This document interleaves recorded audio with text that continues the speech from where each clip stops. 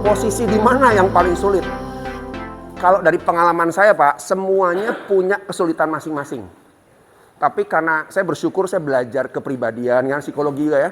Belajar kepribadian, belajar manusia, belajar karakter orang. Itu membantu sekali Pak. Makanya kalau Bapak kemarin dibekali dengan DISC itu kuncinya. Karena begitu, even saya dulu di level manager taruhlah ya. Atasannya GM. Juga sama Pak. Wah ini anti kritik nih orang nih. Tapi gimana caranya ya? Karena kalau saya tidak jelaskan yang benar, ini bisa masalah di departemen saya. Tapi kalau saya jelaskan, dia pasti tersinggung. Nah ini kan dilematis ya. Jadi saya pakai ilmu yang tadi. Oh ini kepribadiannya dominan.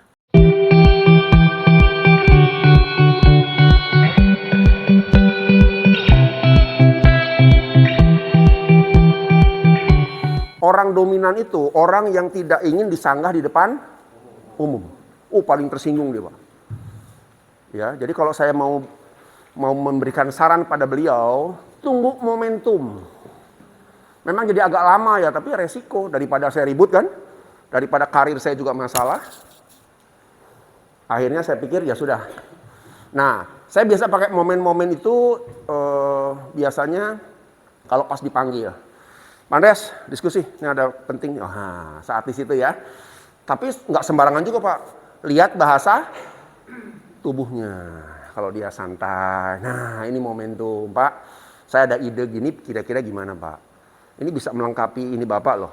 Ide Bapak seperti ini. Oh boleh silakan. Nah gitu ya. Itu seninya Pak. Jadi kalau dibilang yang mana yang paling sulit, semua punya kesulitan Pak. Ya, kecuali sekarang kali ya. Karena nggak ada siapa-siapa di atas ya. Siapa lagi ya saya ngatur semuanya. Ya, paling sulit ya sama rekan pada akhirnya ya. Kadang-kadang bentrok dan lain sebagainya. Tapi itulah dinamika kita dalam berinteraksi dengan orang. Ya, gitu kira-kira.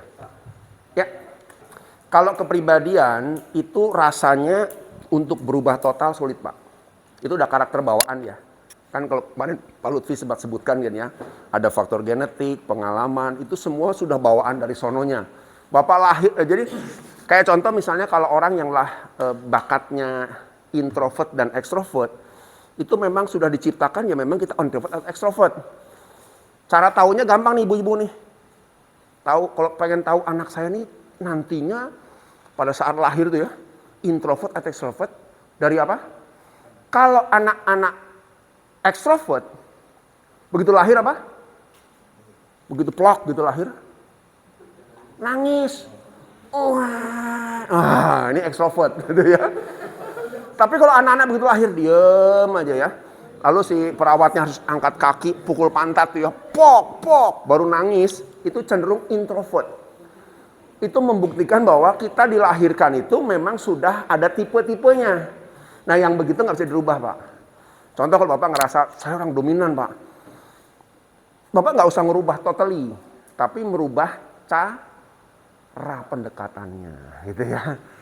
Ya, jadi kalau misalnya DISC kemarin dibilang, Pak, kalau saya dites DISC 6 bulan ke depan bisa berubah nggak? Bisa berubah. Tapi itu perilakunya. Aslinya gimana? Tetap nggak bisa berubah seumur hidup ya Bapak sudah harus terima lahir sebagai orang introvert atau extrovert. Gitu intinya Pak. Tapi caranya, ya. Saya tipe steadiness, jadi saya punya bos-bos kebanyakan dominan nggak ada masalah. Siap bos, aman, karena saya steadiness gitu kan ya. Tapi kalau saya punya karakter yang sama kerasnya, ini bisa masalah nih, gitu ya. Nah caranya Bapak belajarlah dari orang yang tipe-tipe lain. Kira-kira Bapak punya atasan steadiness, Bapak dominan, Bapak belajar dari orang tipe apa yang cocok? Steadiness. Di depan dia, iya Pak, beres, aman, gitu aja udah. Yang penting dia dulu, tenang. Urusannya nanti, jelasinnya nanti belakangan dulu. Dia udah, gitu. Banyak begitu ya. Nggak bisa ditentang kan? Nggak bisa ditentang Pak. Iya, beres, siap Pak, aman, gitu ya. Tapi nanti pelan-pelan ada timing waktunya Pak. Ini datanya tapi agak beda Pak. Ini gimana kira-kira ya? Jadi kita seakan-akan meminta advice beliau. Nah, orang-orang dominan seneng tuh kalau ada anak buah datang minta advice, minta nasihat, gitu ya. Langsung dia gini, biarin aja Pak. Tapi kita arahkan sedikit-sedikit. Ini sebenarnya bukan idenya beliau, karena beliau kan decision maker, bukan yang ngurusin detailnya. Ya, akhirnya ya dia ikut lama-lamanya teknik-teknik komunikasinya sebenarnya Pak Lutfi udah ajarkan kemarin, how to persuade, mempersuasif orang pelan-pelan, nggak kerasa kalau kita lagi berbeda pendapat. Itu seni-seni dalam komunikasi.